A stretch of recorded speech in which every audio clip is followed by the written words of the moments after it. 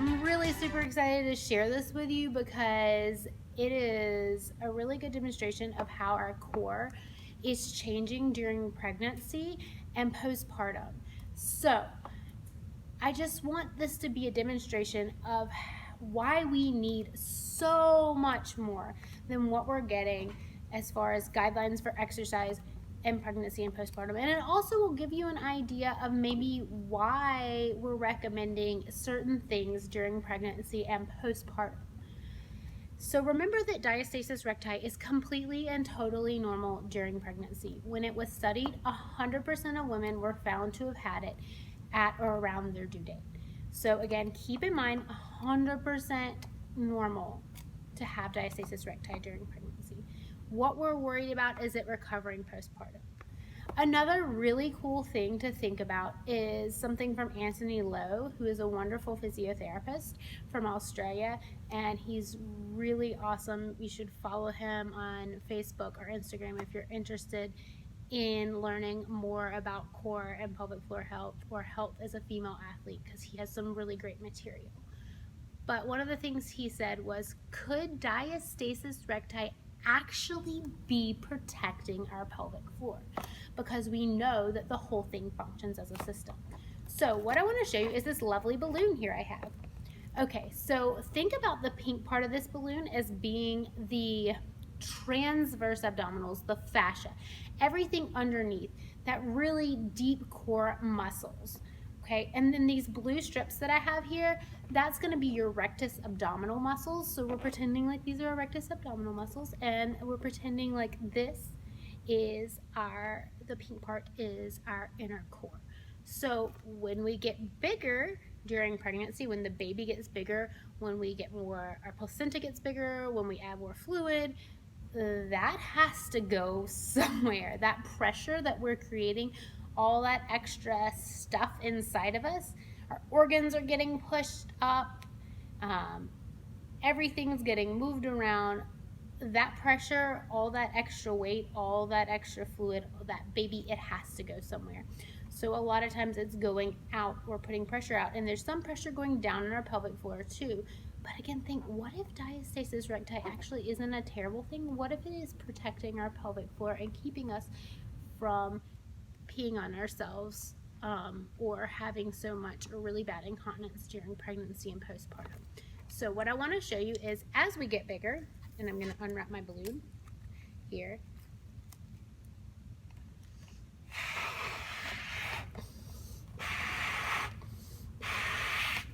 Now look, our two abdominal walls here, and they're a little bit crooked because, again, these are strips of paper glued on a balloon, have separated. They were close together before we got pregnant, maybe not 100%, because, you know, a small one finger or so can be completely normal in someone who's never even had a baby.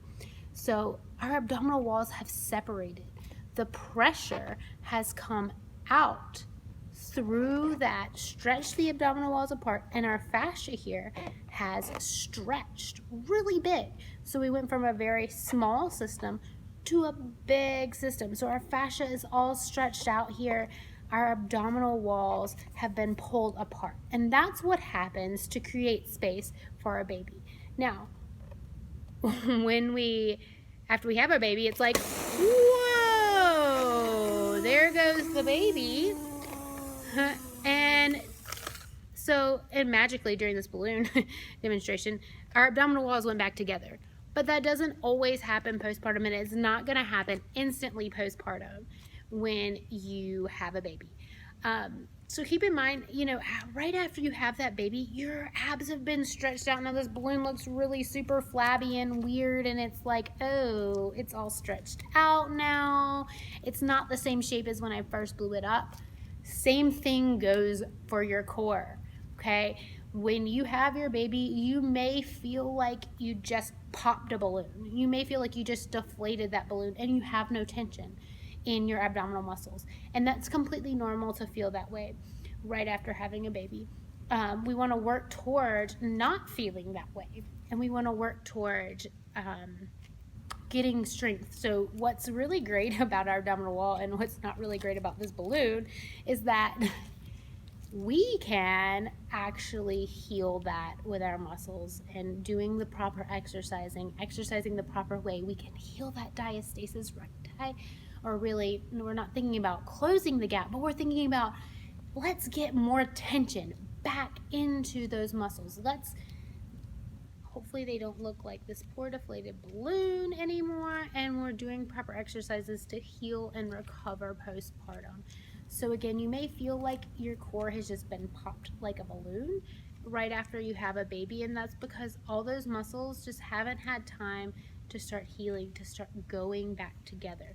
They've stretched so much that pressure had to go out. It had to go somewhere, so it pressed out on your abdominal wall, press down on your pelvic floor, and we created space for that baby to grow, and now the baby's out, and now we have to heal that abdominal wall. We have to get that tension back into it.